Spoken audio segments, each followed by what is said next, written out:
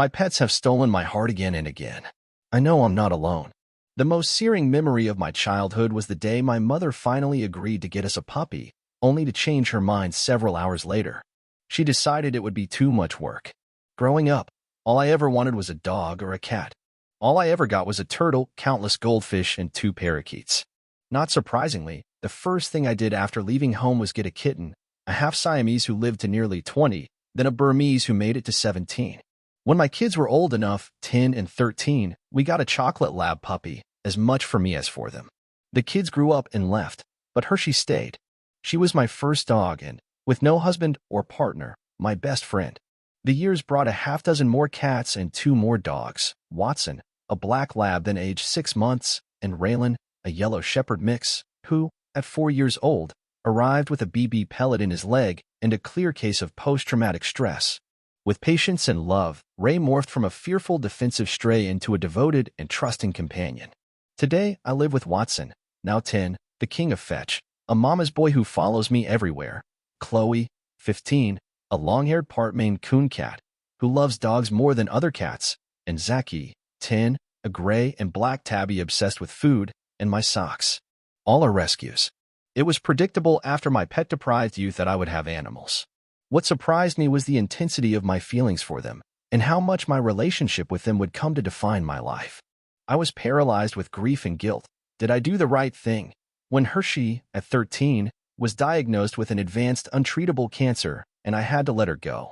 Similarly, I fell apart after Raylan, then 12, and 2 of the cats, Max, almost 18, and Leo, 15, also developed cancer, and, in a recent short time span, were gone.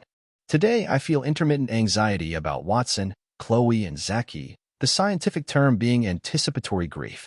Social media is rife with personal stories of the animal-slash-human bond, especially how difficult it can be to say goodbye. Our relationships with our pets often are as strong as and sometimes stronger than those we have with our humans, and far less complicated. This may explain our deep connection with them. Often, pets are our first or even only chosen family when we leave childhood homes, when we live alone, when our children leave, when we go through breakups, says Margie Alonso, former executive director of the International Association of Animal Behavior Consultants and the IABC Foundation. Our pets provide a steady, stable presence in a way humans do not. Researchers sometimes use attachment theory to describe this bonded relationship between humans and their pets, which holds that humans are born with an innate need to bond with a caregiver, usually their mother. For many pet owners, the attachment relationships we develop are as emotionally close and similar in intensity as a human attachment, says Michael Meehan, a senior lecturer in veterinary science at Massey University in New Zealand. Our pets also display the same attachment behavior toward us. Sandra McCune, visiting professor in human-animal interaction in the schools of psychology and life sciences at the University of Lincoln in England, agrees. It may be that companion animals have hijacked our innate desire to form attachments, she says. They depend on us like a child that never grows up. My companion animals make up the rhythm of my days and nights. It's not just the walk/runs with Watson, or his endless preoccupation with tennis balls, or ensuring Chloe gets her medicines on time, and that Zachy has the special food he needs to prevent urinary blockages. It's also those exquisitely sweet moments, Watson, warm against my back while I sleep, and Chloe, who starts on my stomach, then moves into the crook of my arm when I shift. Zachy, still dog-wary, stays downstairs overnight, but waits at the bottom of the steps and demands breakfast as soon as he hears us stir. Pets tend to be always the same, even on good and bad days, reliably who they are and reliably ours in our relationship with them, Alonso says. Their own needs and wants are fixed around food, enrichment, and care, focusing on us, rather than, is my promotion going to come through? You forgot our anniversary, or, what do you want for dinner? Emily Bray, assistant professor of human-animal interaction in the University of Arizona College of Veterinary Medicine, agrees. When they are tuned into us, you have their full attention. They are not texting on their phones, she says.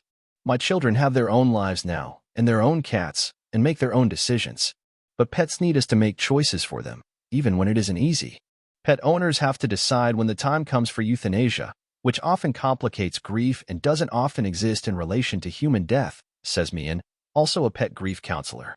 Unlike human death, there are no traditional rituals or protocols in place to memorialize a pet. McCune calls anticipatory grief a normal response to the prospect of loss. It's part of the love you have for them, she says. Enjoy them while you have them. Make and keep memories for when they go.